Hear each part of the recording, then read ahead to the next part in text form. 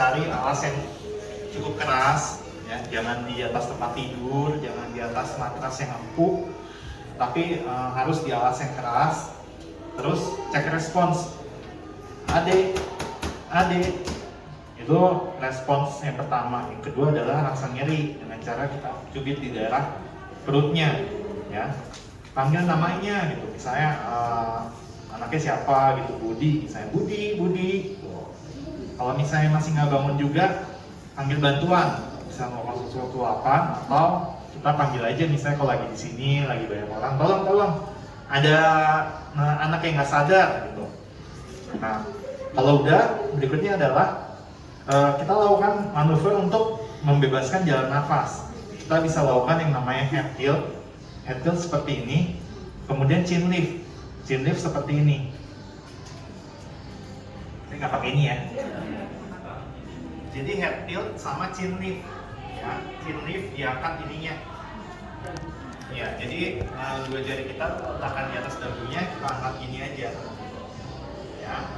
Kalau misalnya anaknya curiga ada fraktur di daerah atau curiga patah tulang leher, kita melakukan jaw thrust. Kalau jaw thrust itu harus di atas kepala anaknya, jadi harus seperti ini. Jadi harus ini posisinya, tangan dua jari ini ada di daerah sininya, ya, ada di daerah paha. Ibu jari ada di daerah sini. Ya. Terus yang jari manis dan jari kelingking kita mendorong, terus ibu jari kita buka. Jadi gini. Ya. Jadi gini posisinya. Nah, kalau anaknya nggak sadar itu sakit. Jadi pasti ada tahanan.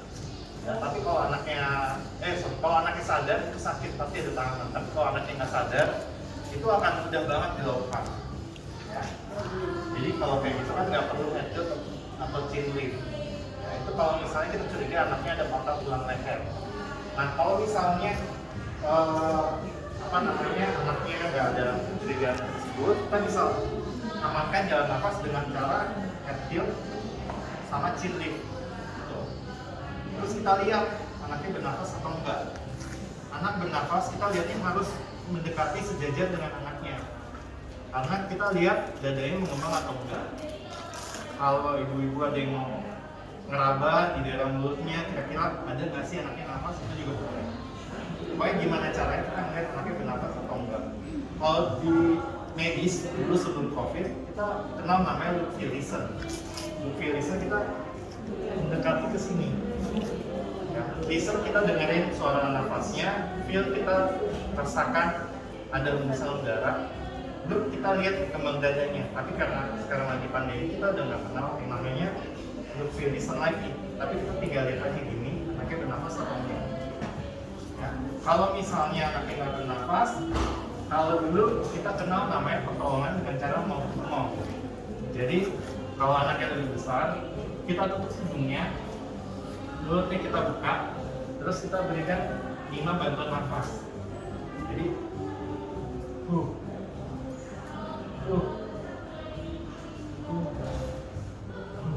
nempel ya, harus nempel, harus tutup. Cuma kalau sekarang karena lagi era COVID, kita udah nggak pakai itu lagi. Kalau misalnya kita nggak punya balon untuk memompa atau sungkup untuk nempel ke sini, nempel ke mulut dan hidung, itu nggak usah dilakukan, nggak apa-apa. Yang penting head tilt, chin lift, mengamankan jalan nafas. Terus kalau udah memberikan 5 rescue breath, atau kita nggak memungkinkan memberikan 5 rescue breath, kita lihat tanda kehidupan. Tanda kehidupan, anaknya bernafas atau enggak, batuk atau enggak, bergerak atau enggak. Kalau mau meraba nadi, kalau anaknya lebih besar, bisa raba nadi di sini. Kalau anaknya lebih kecil, harus raba di sini. Ya. Ini kan susah nih, belum bisa raba. Kita aja kadang-kadang bisa raba di sini. Ya. Dan kalau misalnya nggak cukup tiga tanda kehidupan tadi, kalau nggak ada dan kita mau melakukan kompresi, itu boleh. Ya, itu dibenarkan. Ya, saya ulangi, anaknya bernafas atau enggak, batuk atau enggak, bergerak atau enggak. Ya. Terus Terus kita lakukan CPR. CPR itu lokasinya di antara dua puting. Kita tekan daerah kita bilangnya sternum, tapi intinya ya di tulang yang keras ini. Ya. Kita lakukan CPR dengan cara menggunakan ini. Kalau pakai teknik satu tangan seperti ini, ya tekniknya tangannya di dahi, menahan supaya dia nggak gini. Tapi jangan kita paksa gini ya.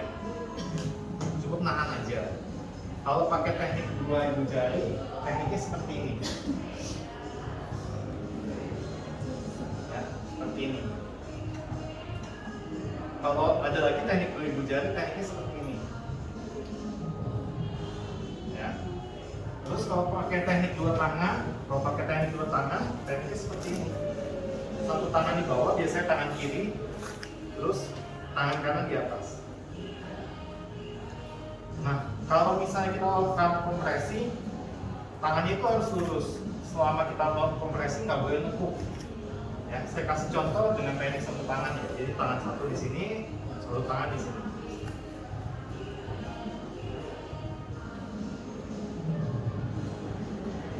Ya, seperti itu tekniknya. Ininya nggak boleh nekuk. Kalau nekuk malah jadi capek dan nggak efektif jadinya. Justru kalau kita pakai badan itu lebih energinya atau tenaganya lebih kecil daripada kalau kita nakuk. Terus sambil dihitung ya, 1, 2, 3, 4, 5, 6, 7, 8, 9, 10, 11, 12, 13, 14, 15. Ya. Kalau memungkinkan kasih nafas buatan kasih, kalau nggak memungkinkan ulangi lagi. 1, 2, 3, 4, 5, 6, 7, 8, 9, 10, 11, 12, 11, 12. Ya. Ini boneka agak keras sih, tapi biasanya kalau pada anak yang benar-benar itu lebih empuk dan lebih gampang ditekan. Ya, kalau pada boneka biasanya memang lebih capek. Terus biasanya kita prinsipnya push up, push fast. Jadi kita lakukan secepat mungkin dan sedalam mungkin. Kedalamannya harus sepertiga dari tebal tubuh atau kurang lebih 4-5 cm. Terus cepatnya itu secepat ini.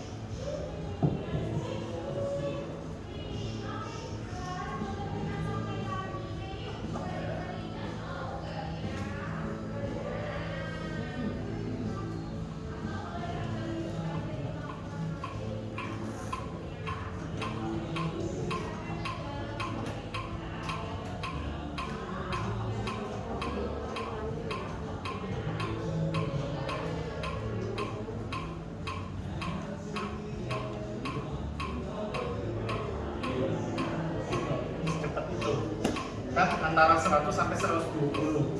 Biasa kita kalau pelatihan boneka benar itu tengah-tengahnya 110. Jadi ya kurang lebih seperti ini. Kalau 100 ya lebih lambat sedikit. Tapi kalau terlalu lambat kayak cuma gini doang, nggak efektif. Atau kalau misalnya kita tekannya cuma gini aja,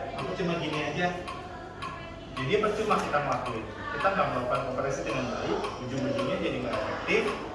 Anaknya jadi nggak selamat. Ya. Nah, kalau pada baby, ini kan kalau pada anak lebih besar. Kalau pada baby ya baby gini. Sebenarnya pada baby sekarang lebih efektif pakai teknik 2 ibu jari. Ya, kalau pakai teknik 2 jari seperti ini udah nggak terlalu efektif karena lebih tenaga lebih lemah.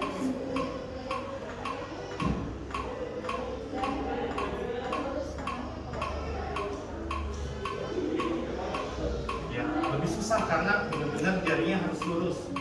Tapi kalau pakai teknik 2 ibu jari lebih gampang.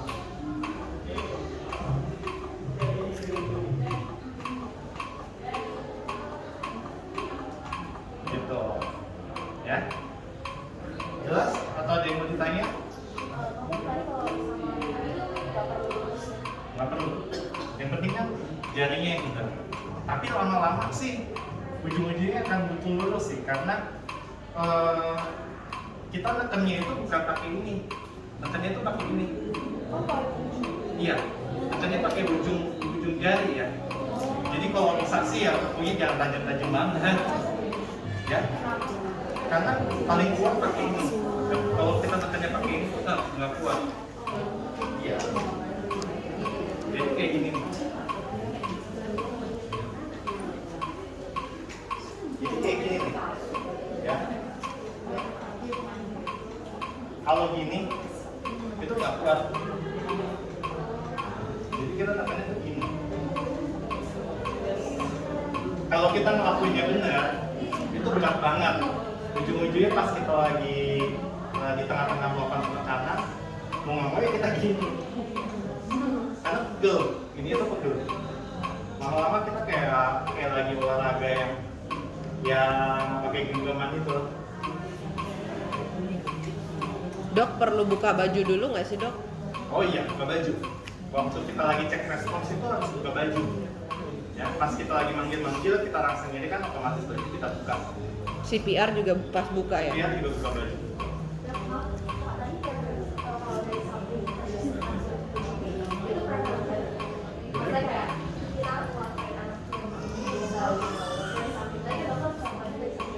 Oh, kalau pakai teknik 2000 jari itu bisa dari bawah sih, nggak perlu dari samping gini. Ya, tapi kalau misalnya kita bisa kasih nafas buatan dan kita hanya sendiri, kita harus dari samping. Ya, ini khusus buat kalau pakai teknik 2000 jari. Tapi kalau misalnya kompresi kayak gini, ini harus dari samping, karena satu tangan harus nahan di sini.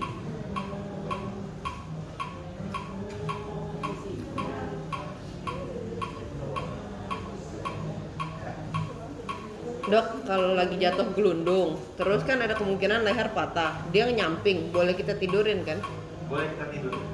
Kita tidurin, kita pastikan posisi lehernya itu waktu kita tidurin juga nggak berubah alignmentnya. Jadi sambil ditidurin, posisi kepala nggak boleh lehernya nggak boleh gini, harus benar-benar ikut gitu. Memang agak susah, tapi kalau memang nggak yakin kita bisa modifikasi, panggil bantuan dulu aja. Dok, kalau bayinya itu airways-nya nggak usah diperhatiin. Sebenarnya harus, tapi kalau kita misalnya tidak ada tanda kehidupan, kita mesti melakukan kompresi. Kalau kita cuma sendirian, kita bisa teknik dua jarinya ini di sini dengan jari ini, satu tangan di sini. Dengan catatan di tempat yang rata. Tapi kalau misalnya udah dua penolong, kita pakai teknik dua jari di sini. Terus satu lagi orangnya yang tahan di sini.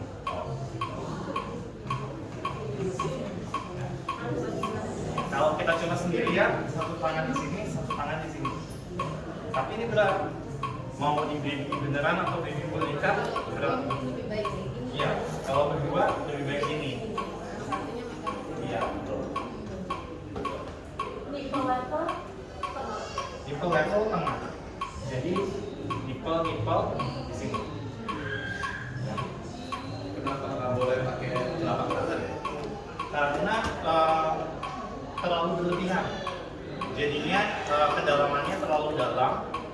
Terus kita nekannya nggak pas di sternumnya. Kalau nekannya nggak pas di sternum, justru malah bikin tulangnya patah.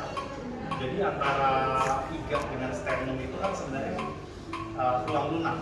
Kalau kita nekan tanpa lokasi yang tepat, nanti bisa berasa tuh akan keras. Dok, saya punya dua pertanyaan. Boleh? Pertanyaan pertama terkait sama SIDS dok yang sudden infant death. Ya. Kalau misalnya tiba-tiba ada bayi yang nggak bergerak, itu tetap kita bisa lakukan kompres dada atau ya udah relakan aja? Itu pertanyaan pertama. Pertanyaan kedua, kalau pakai sungkup, newborn boleh dipakai sungkup juga nggak dok buat bantuan CPR? Boleh. Yang penting adalah kita ngasih bantuannya itu sampai dadanya mengembang. Jadi bukannya kita meniup sekuat-kuatnya ya, tapi kita harus sambil meniup tuh sambil dirasakan atau dilihat dada mengembang, cukup sampai dada mengembang aja, jadi nggak perlu sampai sekuat-kuatnya. Terus yang Sudden Infant Death Syndrome, ya intinya kan balik lagi ke kita menumpang anak nggak sadar. Kita amankan diri, amankan lingkungan, cek respons, anaknya nggak bangun, panggil bantuan. Kalau mau dilakukan sih boleh aja. Jadi yang penting kan udah tahu caranya gimana. Ntar masalah ternyata udah kita kerjakan tapi anaknya nggak respons, itu kan masalah nanti.